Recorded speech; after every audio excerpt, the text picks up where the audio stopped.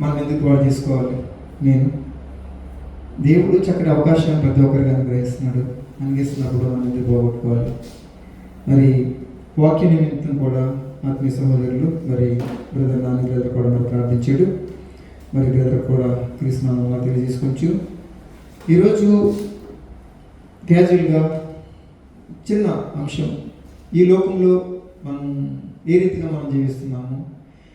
ఈరోజు మనం ప్రతి ఒక్కరూ అనుకుంటున్నాం, ఈరోజు మరి బీజేపీ ప్రభుత్వం వచ్చిన తర్వాత ఒక ఇంచుమించు 15 సంవత్సరాల నుంచి మరి యొక్క మన ఇండియా ప్రాంతంలో బీజేపీ ప్రభుత్వం మరి అధికారంలో ఉన్నప్పుడు, అది అధికారంలో వచ్చినప్పటి నుంచి కూడా మరి క్రైస్తవులు అంటున్న ప్రతి ఒక్కరికి కూడా, క్రైస్తవులైనా కానీ ముస్లిమ్స్ అయినా కానీ భయంకరమైన శోధనలు అనుభవిస్తున్నారు. మనం ఇవే మన శోధనలు మనం అనుకుంటున్నాం. ఈరోజు ఈ 12 సంవత్సరాలలో ఇవే మనకి క్రైస్తవులు వీళ్ళు చూపిస్తున్నదే మనం శోధనలు అనుకుంటున్నాం. కానీ బైబిల్లో చూసుకుంటే భయంకరమైన శోధనలు అనుభవించిన వారు ఉన్నారు. ఈరోజు యథావిధిగా కొంచెం మనం ఆలోచిద్దాం. ఈరోజు ఈ లోకంలో ఉన్న శోధనలు ఏంటి, మరి బైబిల్లో ఉన్న మరి విశ్వాసులుగా జీవించినప్పుడు వారు ఎన్ని శోధనలు అనుభవించారు, అది మనం కొంచెం ఆలోచించాలి. ప్రభుత్వ ప్రియ సోదర సహోదరి ప్రతి ఒక్కరు కూడా మనసు పెట్టి ఆలోచించండి. చెప్పబడుచున్న ప్రతి మాట. ఈరోజు చిన్న చిన్న సమస్యలతోనే మనము చాలా ఇబ్బందులు పడుతున్నాం. చిన్న చిన్న సమస్యలతోనూ ఇవి కూడా సమస్యలేనా అనిపిస్తుంది మనకి. ఈరోజు మనం పడుతున్న సమస్యలు ఇవి కూడా సమస్యలేనా అని అనిపిస్తుంది. కొన్ని సందర్భాల్లో మనం వాక్యం చదువుకుంటున్నప్పుడండి నిజంగా మరి వారు పడ్డ బాధలు, వారు అనుభవించిన శోధనలు మనం ఆలోచిస్తే ఇన్ని శోధనలు అనిపించారా ఈరోజు మన దగ్గరికి. ఈరోజు మనం ఎంత చక్కగా మనం పరిచయం చేస్తున్నామంటే వారు అనుభవించిన శ్రమల ద్వారా ఈరోజు చక్కటి పరిచయం మన ముందుకు వచ్చినాయి. కానీ ఈరోజు ఇంత ఈజీగా మన దగ్గర రాలేదండి. ఇది ఈరోజు మనము ఏసీలో కూర్చొని చక్కగా వినడానికి కూడా చాలా ఇబ్బంది పడతాం. టైంకి రాలేకపోతున్నాం. దాంట్లో ప్రాముఖ్యంగా నేను కూడా ఉన్నాను. టయానికి మనం రాలేకపోతున్నాం.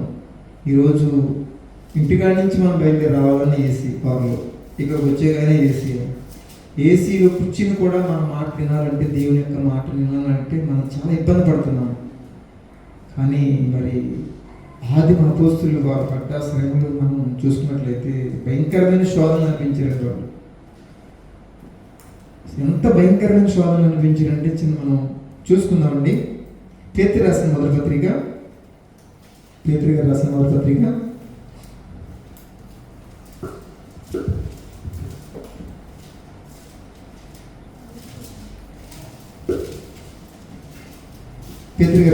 పత్రిక 1వ అధ్యాయం 1 నుంచి చదువుకుందామండి. యేసుక్రీస్తు అపోస్తుడైన పేతురు తండ్రి అయిన దేవుని భవిష్యత్తు జ్ఞానమును బట్టి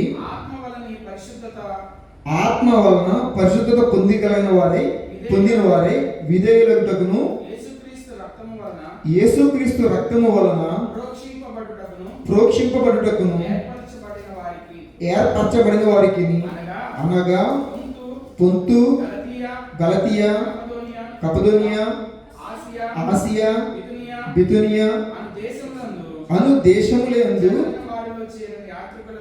చెదరిన వారిలో చేరిన యాత్రికులకు శుభమని చెప్పి వ్రాయినది. మీకు కృపయు సమాధానమును విస్తరిల్లును గాక. ఈరోజు మనం అనుకుంటాం, ఆ రోజు అపోస్తలుడైన పౌలు గారు అక్కడ చెదిరిపోయిన యొక్క సంఘాలకి రాయబడుతున్నారు. అందరూ ఏమనుకుంటారంటే సేవ చాలా చాలా సుఖం అనుకుంటారు. సేవ, దేవుని యొక్క సేవ అంటే ఈరోజు ఈ లోకంలో మనం అలాగే చూస్తున్నాం. ఈరోజు ఈ లోకంలో మనం చూసే సేవ విషయంలో చూస్తే ఈరోజు సేవ ద్వారా కోట్లు సంపాదించుకొని వారు వేసే షూట్లు కానీ వారు తిరిగే లగ్జరీ లైఫ్ కానీ మనం చూస్తే చాలా ఈజీ అనుకుంటాం. అతి తక్కువ కాలంలో ఎక్కువగా సంపాదించాలంటే సేవలో దిగాలి. ఈరోజు అలా అయిపోయింది పరిచర్య. కానీ అక్కడ అపోస్తలుడైన పౌలు గారు అన్నారు, నిజంగా అక్కడ చెదిరిపోయారండి. అక్కడ భవిష్యత్ జ్ఞానమును బట్టి ఆత్మ వలన పరిశుద్ధత పొందిన వారే విధేయులగుటకును యేసుక్రీస్తు రక్తము వలన ప్రోక్షింపబడుటకును ఏర్పరచబడిన వారికి, అంటే అక్కడ యేసుక్రీస్తు రక్తము వలన ప్రోక్షింపబడుటకును ఏర్పరచబడిన వారికి అనగా అక్కడ దేవునితో ఏర్పడ్డవారు. దేవుని ఏర్పడ్డవారు పుంతు, గలతియా, కపదోనిక, ఆసియా, బితూనియా అను దేశాల్లో చెదిరిపోయారండి. ఆయా దేశాలకి అక్కడ భయంకరమైన శ్రమలు వచ్చినప్పుడు వారు చెదిరిపోయారు. ఆయా దేశాలకి చెదిరిపోయినప్పుడు ఆయన ఒక పత్రిక రాస్తున్నాడు. వాళ్ళందరికీ కూడా ఒక పత్రిక రాస్తూ పేతురు గారు అంటారు, ఇక్కడ లాస్ట్లో చూసినట్లయితే వ్రాయచ్చు, మీకు కృపయు సమాధానమును విస్తరిల్లును గాక. అంటే ఒక ధైర్యపరుస్తున్నాడు దేవుడు. పేతురు గారు, అపోస్తలుడైన పౌలు పేతురు గారు అక్కడ ఉన్న సంఘాలకి ఇలా చెప్తున్నాడు అనమాట. వాళ్ళని ఒక ధైర్యం అనమాట, ఒక ధైర్యంగా వాళ్ళందరికీ బెదిరిపోయిన వారందరికీ కూడా ఒక ధైర్యం ఏర్పడి, ఒక ధైర్యం వాళ్ళు ఒక ధైర్యం నింపడం కోసము వాళ్ళకి అంటున్నాడు, మీకు కృపయు సమాధానము విస్తరిల్లును గాక. ఏంటంటే ఆల్రెడీ వారు దేవునిలో ఉన్నప్పుడు, దేవునితో సహవాసం చేస్తున్నప్పుడు, దేవునిలో సహకారులుగా జీవిస్తున్నప్పుడు భయంకరమైన శోధనలు వచ్చినప్పుడు ఆయా దేశాలకు వారు చెదిరిపోయారు. క్రైస్తవులను పడుచున్న ప్రతి ఒక్కరు కూడా చెదిరిపోవడం జరిగింది. ఆ చెదిరిపోయిన వారందరికీ కూడా ఒక ధైర్యాన్ని ఇచ్చే ఒక పత్రిక రాస్తున్నారు పేతురు గారు, వారిని ధైర్యపరచడం కోసం. కానీ ఈ లోకంలో మనం చూసుకున్నట్లయితే మనం ఏమనుకుంటున్నామంటే ఇదే ఈ లోకంలో ఉన్నదే మన శ్రమలు, ఈ లోకంలో మనం జీవిస్తున్నప్పుడే మనం ఈ జీవితాలే మనకి కొన్ని శ్రమలు, భయంకరమైన జీవితాలు మనం జీవిస్తున్నాము అని మనం అనుకుంటాం. అదే రీతిగా మనము అపోస్తుల కార్యములు చూసినట్లయితే అపోస్తుల కార్యములు 8వ అధ్యాయం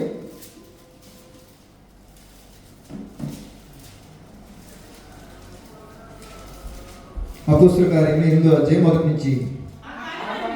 ఆ కాలమందు యెరూషలేములోని సంఘమునకు గొప్ప హింస కలిగినందున అపోస్తులు తప్ప అందరూ యూదయ సమరయ దేశంలోకి చెదిరిపోయి, భక్తిగల మనుషులు స్టెఫెనును సమాధి చేసి అతన్ని గూర్చి బహుగా ప్రలాపించిరి.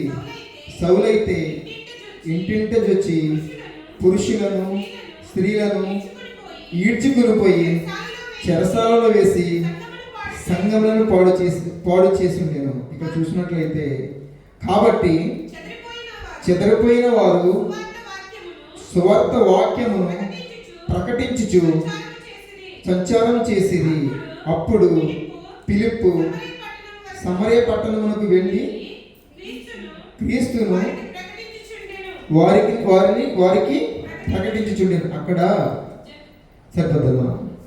ఆ కాలంలో భయంకరమైన శోధన, యెరూషలేములో భయంకరమైన శోధన అక్కడ వస్తున్నప్పుడు అక్కడ స్టెఫెన్ని చంపేశారు. చంపేసినప్పుడు సమాధి చేసి అతను గూర్చి బహుగా ప్రలాపించారు. సౌలైతే ఇంటింట చూసి క్రైస్తవులను పడుచున్న ప్రతి ఒక్కరిని కూడా భయంకరమైన శోధనలు బయటికి వీడ్చుకొచ్చి చంపడం జరుగుతుందండి. అంటే ఈరోజు మన దగ్గరికి 20 పుస్తకాలు రావడానికి గల కారణం వాళ్ళు ఎంత భయంకరమైన శోధన అనిపించారు. స్టెఫెన్ అయినా శిష్యులు ఎంత భయంకరమైన శోధన అనిపించారు.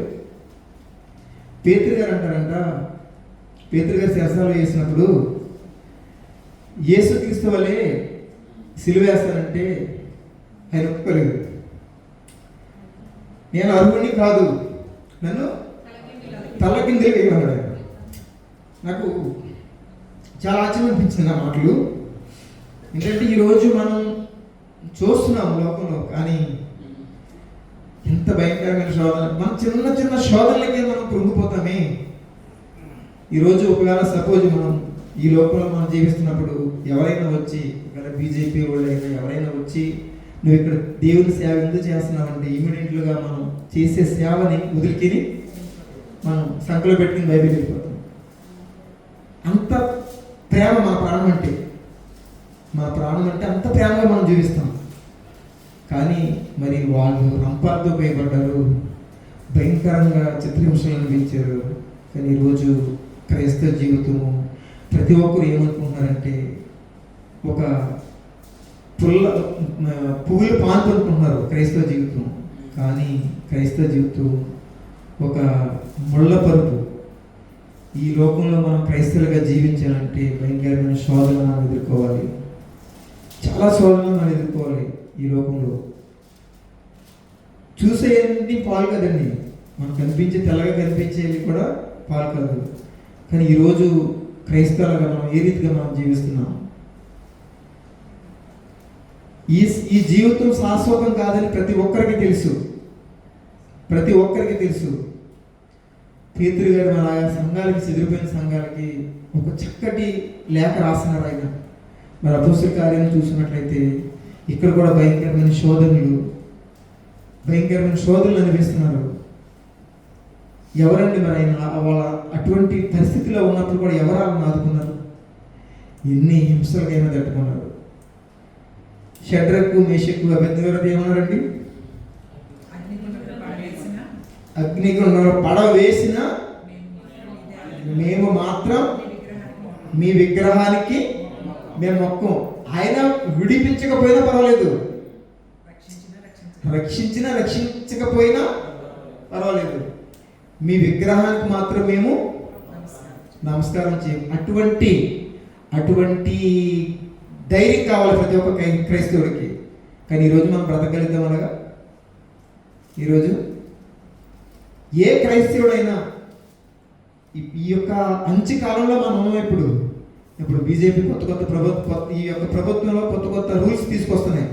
ఈరోజు భయంకరమైన రూల్స్ ఈరోజు తీసుకొస్తున్నాయి. ఈరోజు ప్రతి ఒక్కరు కూడా భయపడుతున్నారు. క్రైస్తవులు అని చెప్పుకోవడానికి కూడా భయపడుతున్నారు. జాబులు పోతాయని, మనకు వచ్చే బెనిఫిట్స్ రావని భయపడుతున్నారు. ఈ లోకంలో బెనిఫిట్స్ మనకు అవసరం లేదు. ఈ లోకంలో రావాల్సిన బెనిఫిట్స్ మనకు అవసరం లేదు. మనకు కావాల్సింది పరలోక పౌరుషత్వం కావాలి మనకి. ఈ లోక పౌరుషత్వం మనకి ఎందుకండి? క్రైస్తవులుగా జీవిస్తున్న ప్రతి బిడ్డ కూడా ఈ లోక పౌరుషత్వం కూడా మనకు అవసరం లేదు. మనం ఏ లోకాల నుంచి వచ్చామో తిరిగి మన లోకానికి వెళ్ళాలంటే మనం తెలుసుకున్న వారు ఉండాలి ఈరోజు. కానీ ఈరోజు ఈ లోకంలో పెడుతున్న ప్రభుత్వాలకి మనం భయపడి వాటికి మనం బానిసలుగా మనం జీవిస్తున్నాము. మన క్రైస్తవులని చెప్పుకోవడానికే మనం భయపడుతున్నాం. కానీ షడ్రకు, మేషకు, అబేద్నెగోలాగా మనం జీవిస్తున్నాం. ఈరోజు ఎవరైనా జీవిస్తున్నామా? జీవించే స్థితిలో మనం ఉన్నామా? ఈరోజు జీవించే స్థితిలో మనం ఉన్నామా? ఆలోచించండి. మరి ఎందుకంటే పేతురు గారు భయంకరమైన శోధనలు ఆయన అనిపించారు. మరి ఆయన్ని యేసుక్రీస్తు వల్లే మరి సిలువ వేస్తారంటే ఆయన మరి ఒప్పుకోలేదు. నా గురువు గారు ఆయనకి లేక నేను అర్హుడు కాదని ఆయన తలకిందులుగా సిలువేంచు అన్నారంటే, అప్పుడు నువ్వు తలకిందులు వేసుకుంటే నీ ముక్కంతా బ్లడ్ వస్తుంది అన్నప్పుడు నాకు అలా వచ్చినా పర్వాలేదు, ఎలా వచ్చినా పర్వాలేదు, కానీ నన్ను తలకిందులుగానే వేయమని అన్నారంట. అటువంటి ధైర్యము ఈరోజు క్రైస్తవులు ఎవరికైనా ఉన్నదా ఈరోజు? ఎందుకంటే అనేకమైన మాటలు మనం వింటున్నాం. అనేకమైన మాటలు మనం వింటున్నాం. ఒకటి కాదు, రెండు కాదు, అనేకమైన మీటింగ్స్లో అనేకమైన మాటలు మనం వింటున్నాము, విడిచిపెట్టేస్తున్నాము. అదే రీతిగా ఈరోజు క్రైస్తవులుగా మనం పిలబడుచున్న ప్రతి ఒక్కరూ కూడా మరి నిజ క్రైస్తవులుగా మనం జీవిస్తున్నామా? ఈ లోకంలో నిజ క్రైస్తవులుగా మనం జీవిస్తున్నామా? మనం పరిశ్రమ చేసుకుందాం. అదే రీతిగా లాస్ట్గా మనం చూసినట్లయితే ఇదే పేతురు రాసిన పత్రిక, మొదటి పత్రిక, పేతురు గారు రాసిన మొదటి పత్రిక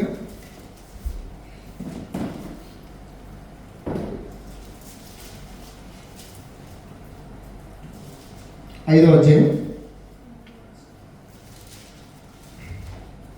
6 చూస్తున్నామండి. దేవుడు తగిన సమయమందు మిమ్మల్ని హెచ్చించినట్లు ఆయన బలిష్టమైన చేతి కింద దీన మనస్కులై ఉండుడి. ఆయన మిమ్మల్ని గూర్చి చింతించుచున్నాడు గనుక మీ చింత యావత్తును ఆయన మీద వెయ్యుడి. సరిపోదమ్మా. ఇక్కడ చూసుకున్నట్లయితే ఏమన్నారండి? ఇక్కడ దేవుడు తగిన సమయమందు మిమ్మల్ని హెచ్చించినట్లు ఆయన బలిష్టమైన చేతి కింద దీన మనసులై ఉండుడి.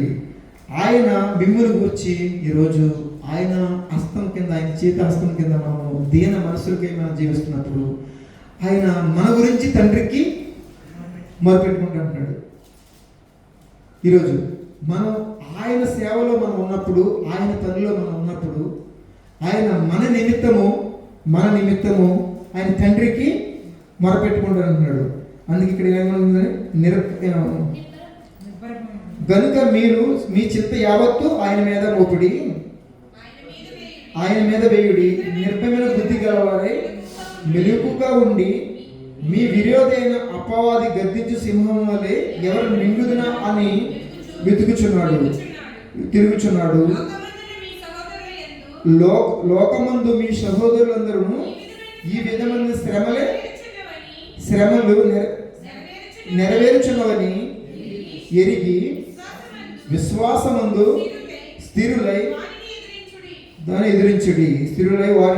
ఈరోజు మనం చూసినట్లయితే ఈ లోకంలో అపవాది పెట్టే శోధనలకు ఏ ఒక్కరూ లోను కాకుండా నిర్భయమైన బుద్ధి గలవారమే మెలుకుగా ఉండి మీ విరోధైన అపవాది గర్జించు సింహములు ఎవరు మింగుదునా అని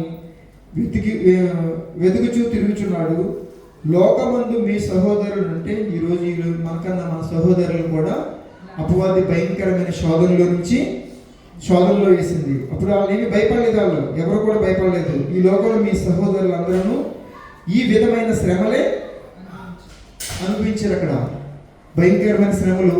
మరి వారు మన ముందున్న తరం వారు చాలామంది భయంకరమైన శోధనలు అనిపించారు. అందుకనే దేవుడు ఆయన బలిష్టమైన చేతుల కింద మనము దీనమనస్సులు కలిగి మనం ఉన్నప్పుడు మన నిమిత్తము ఎన్ని శోధనలు వచ్చినా, ఎన్ని వేదనలు వచ్చినా, భయంకరమైన ఎటువంటి వ్యాధి వచ్చినా, ఎటువంటి ఇది వచ్చినా దేనికి మనం భయపడవలసిన లేకుండా దేవుడు నాకు తోడుగా ఉన్నాడు, నాకు ఎటువంటి భయము లేదని మనము మన చింత యావత్తు ఆయన మీద మోపినప్పుడు మనకి ఎటువంటి ఇబ్బంది ఉండదండి.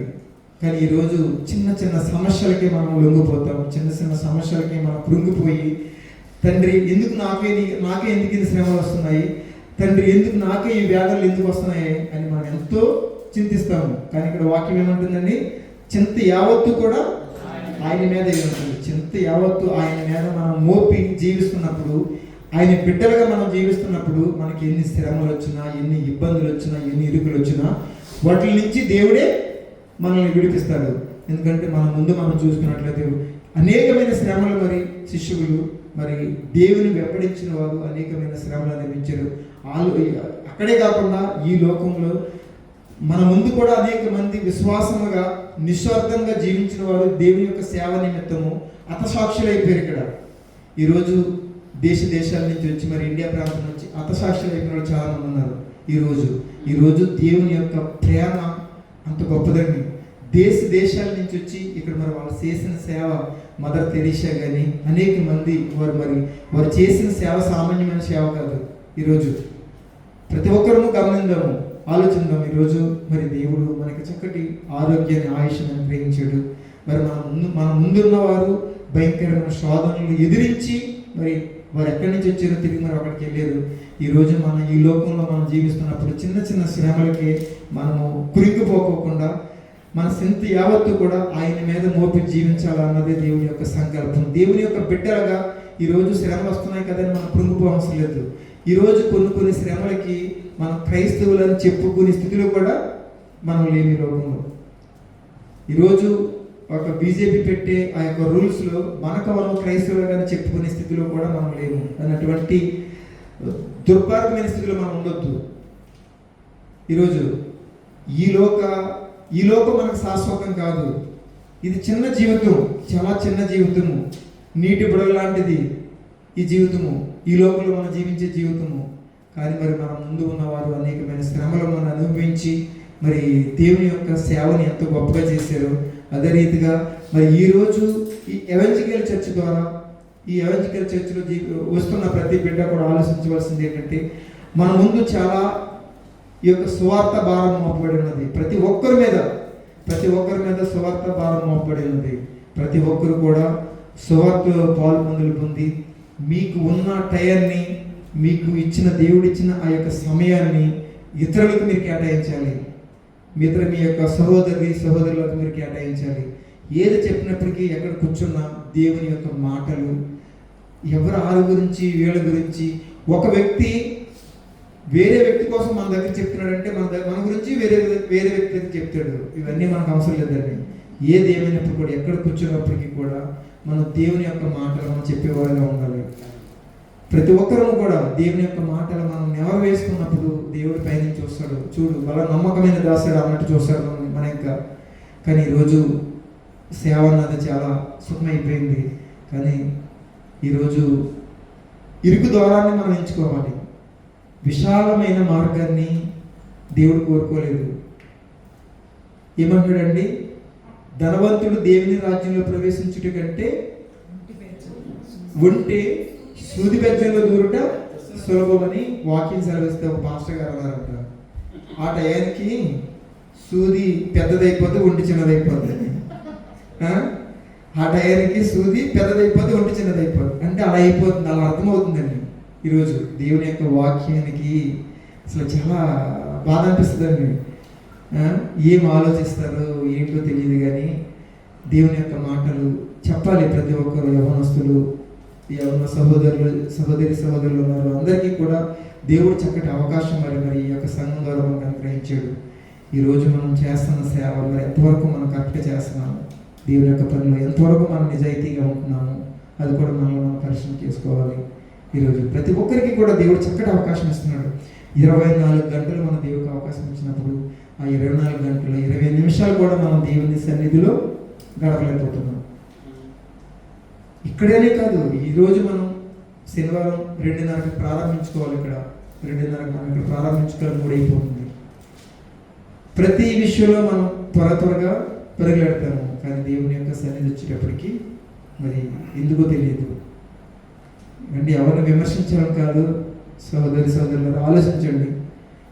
ప్రతి ఒక్కరు కూడా మీ సమయాన్ని కేటాయించండి, సమయాన్ని కేటాయించండి.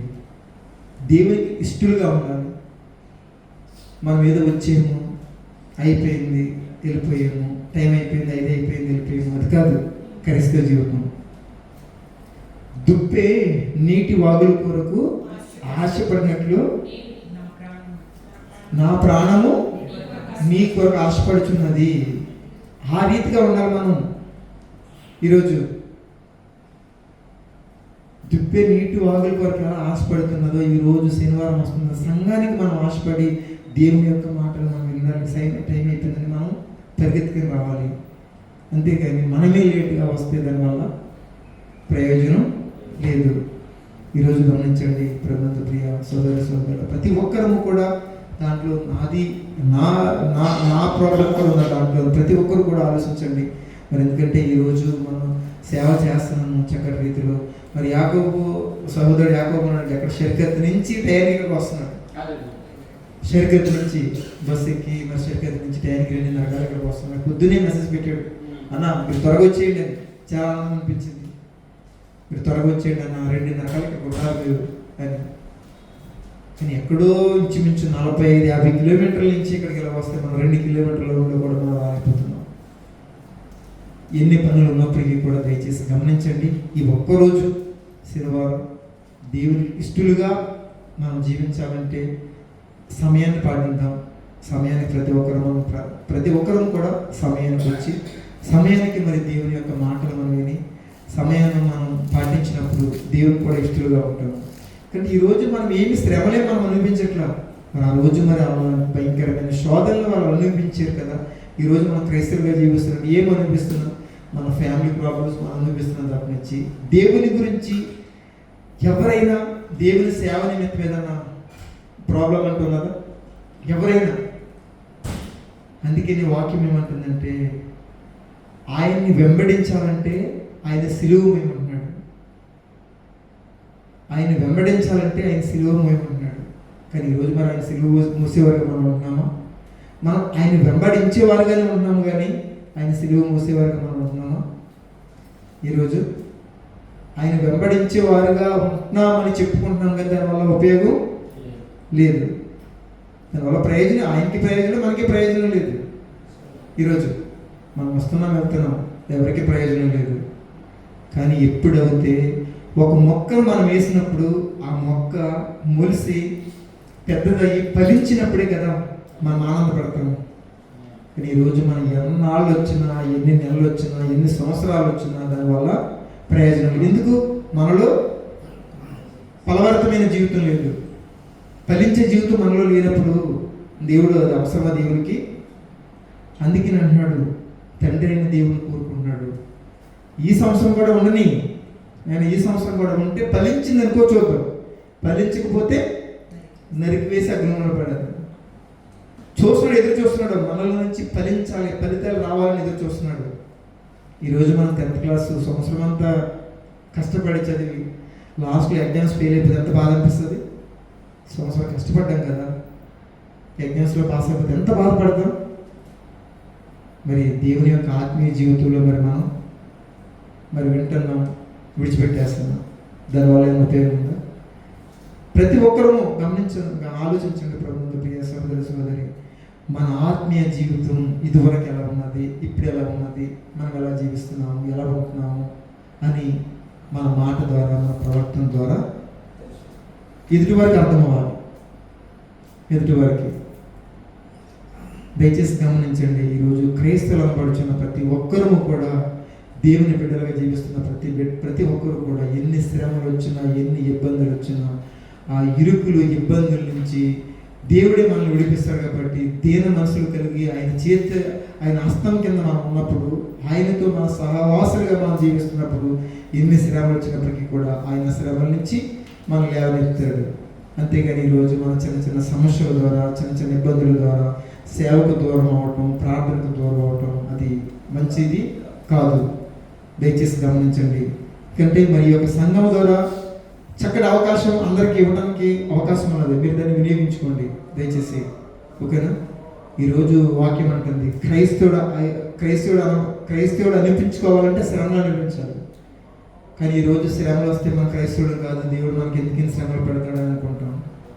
ఇప్పుడైతే మన క్రైస్తవ జీవితం మనం ప్రారంభిస్తాము, ఆ రోజు నుంచే మనకి ఈ యొక్క శ్రమలన్నీ ప్రారంభమవుతాయి. ఎదుటి వాళ్ళు మనం అనుకుంటాం, నువ్వు చక్కగా జీవిస్తున్నాడు, నాకు ఎటువంటి లోటు లేదు, చాలా చక్కగా జీవిస్తున్నాడు, ఎటువంటి లోటు, చక్కగా ఉంటున్నాడు, తింటున్నాడు, చాలా బాగుంటున్నాడు అనుకుంటాం. కానీ అది క్రైస్తవ జీవితం కాదు. ఏ రోజు అయితే మన జీవితంలో శ్రమలు ప్రారంభమవుతాయో అప్పుడే నీ యొక్క అసలు క్రైస్తవ జీవితం ఈ లోకంలో ప్రారంభమైనట్టు. ఎందుకంటే ప్రభునందు ప్రియ సహోదరు, నేను అనిపించాను, ఆ శోధన నేను అనుభవించినప్పుడు చాలా ఆనందపడ్డాను, చాలా అంటే చాలా ఆనందపడ్డాను. ఒక సంఘ కాపరి గారు వచ్చన్నారు నాతో, నాయన నువ్వు తప్పు చేస్తున్నావు కాబట్టి నీకు ఇన్ని శ్రమలు,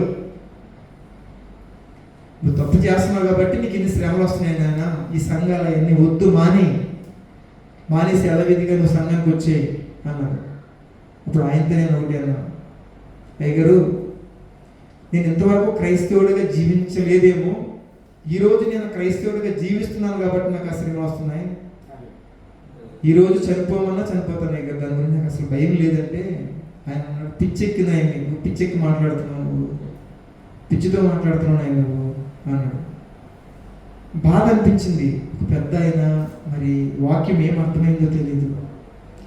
నేను బ్రతుకుట క్రీస్తే చావైతే మేలని పౌలు గారు ఎంత చక్కగా చెప్తున్నారండి. ఈ లోకపు శ్రమలు చిన్నయే. ఈ లోకంలో మనం జీవిస్తున్న ఈ జీవితంలో మనకు వచ్చే శ్రమలు చాలా చిన్నవి. ఈ శ్రమలకే మనం ఇబ్బంది పడితే, ఈ శ్రమలకే మనం ఇబ్బంది. యేసుక్రీస్తు మనం చూసుకున్నట్లయితే ఎన్ని శ్రమలు పడ్డారండి ఈ లోకంలో. ఆయన సిలువ వేస్తున్నప్పుడు కూడా ఆయన ఏమన్నాడు, తండ్రి వీరేం చేయించున్నారో వీరు ఎరుగారు కనుక వీరిని క్షమించండి. అటువంటి స్థితిలో కూడా ఆయన్ని క్షమించే గుణం, క్షమించే ఆలోచనతో తండ్రిని వేడుకుంటున్నాడు ఆయన. ఈరోజు నిజంగా మనం అంటామా? ఎవరైనా మనకి చిన్న శోధన తలపెడితే వాడు ఎప్పుడు నాశనం అయిపోవాలని చూస్తాం. మన కళ్ళ ముందు కనిపిస్తున్నాడు కదా, ఎప్పుడు నాశనం అయిపోవాలని చూస్తాం. అటువంటి స్వభావాలు మనకి.